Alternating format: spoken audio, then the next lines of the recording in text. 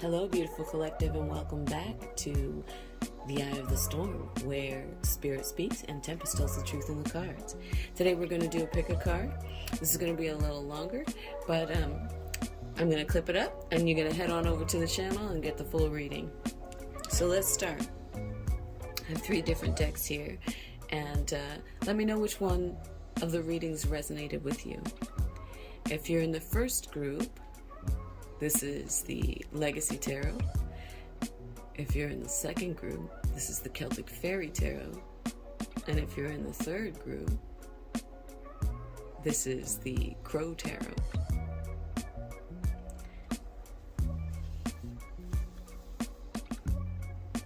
So I'm a little unorthodox, and I'm going to start backwards. So group 3, the Crow Tarot. Let's get it. Let's go.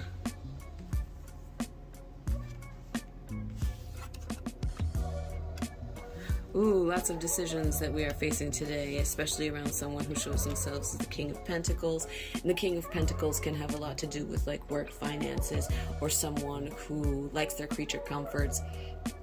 And, they can be a Taurus, Capricorn, or Virgo.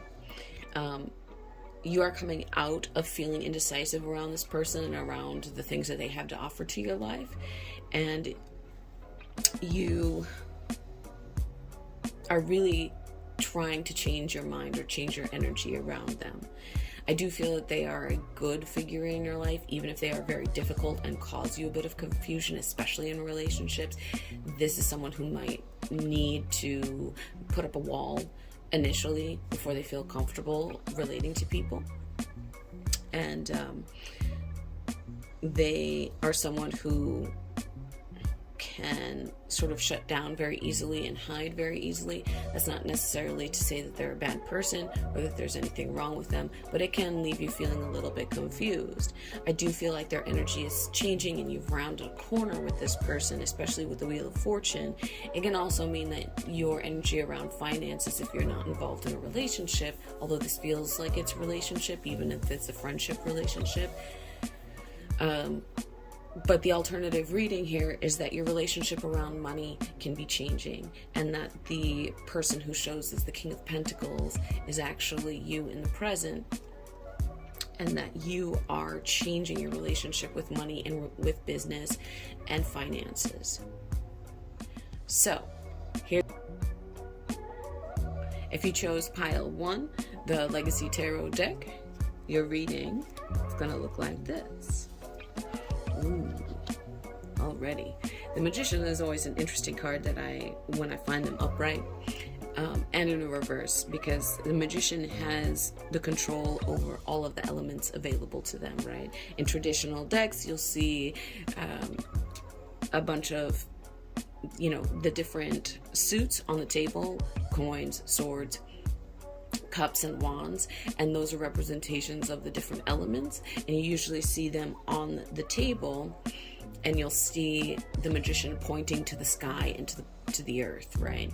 And that's the as above, so below. But what we don't talk about is how the Magician is the intermediary between all of the elements and the etheric, which is the above and below, right? It's the outside energies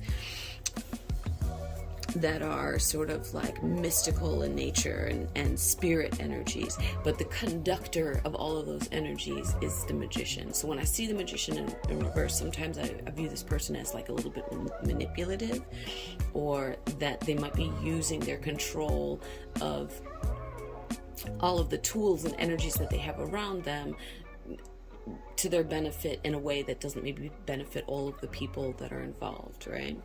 So the 8 of Coins is also here, and the 8 of Coins is literally a card of making money. So even though this person is looking at the design and seeking, clarity on crafting or how to go about it, right? What is normally happening in an 8 of Coins is the actual making of money.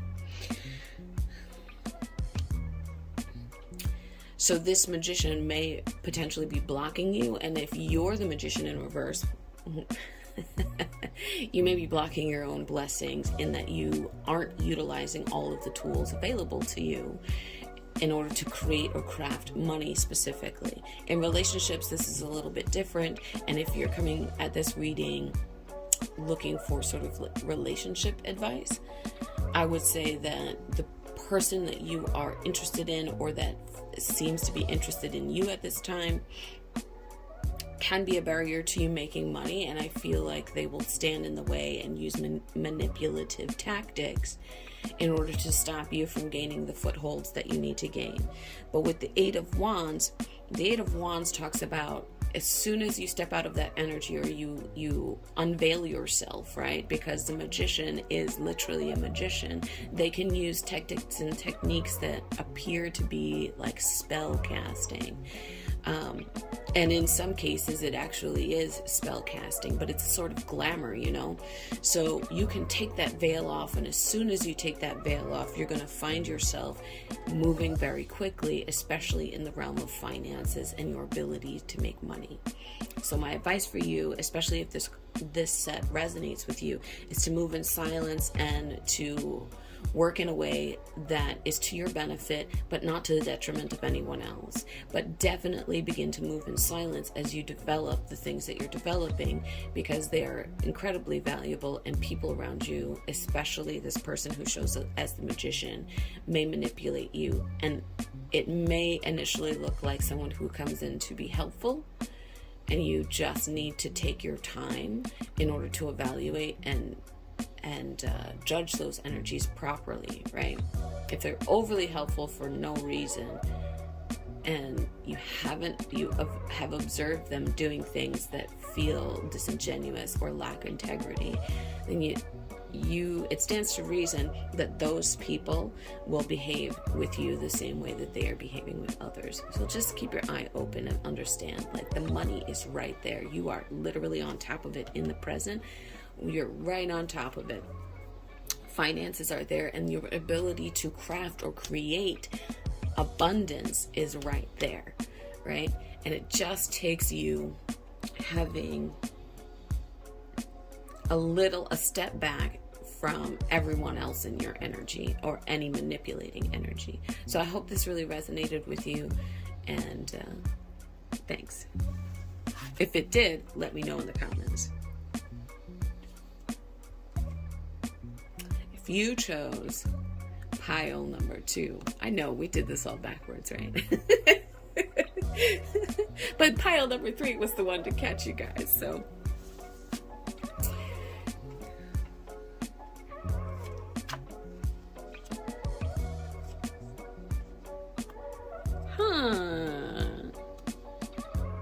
This is a really interesting spread because it has a couple of meanings, but I'm going to go with the first one that popped out at me, right? And the first one that popped out at me is this feeling of contentment, even though I do feel like whomever has chosen this deck may be dealing with some legal issues or the signing of documents, and they may feel unprepared for the pitfalls around the signing of documents or those legal issues. The contentment card, along with this Page of Wands, lets me know that you're not going to come out of the situation unscathed, but you're not going to be as bad off as you think, right? And so there should be a level of contentment, especially if it's legal issues, because it could be far worse. In terms of the signing of documents, right? So I use the Justice card a lot around like paperwork, especially legally binding paperwork. And, this could just also mean potentially police involved, but usually this is contracts for me, right? So this is like potentially new job offers where you're getting offer letters and you're having to sign documents or having to sign paperwork. This is talking about how, if that's the case for you and that's what resonates for you, you need to be mindful and very clear on what it is that you're signing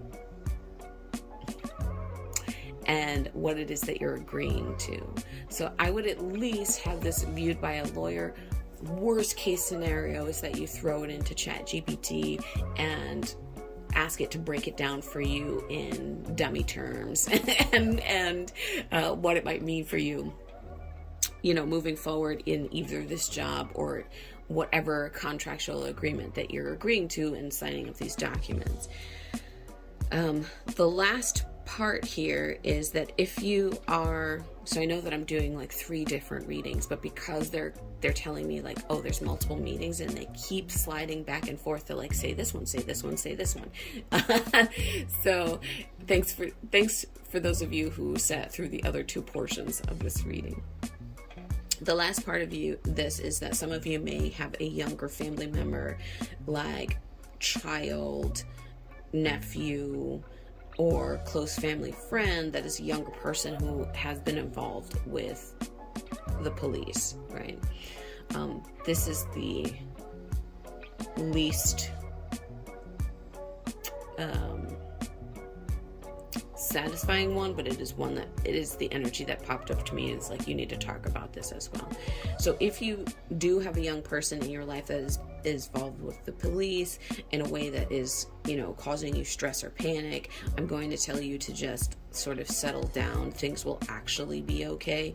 That person may come out a little worse for wear, but it's not going to be a situation where their whole entire life is ruined. I do feel like you are going to be content with the resolution here, even if it's a challenging one.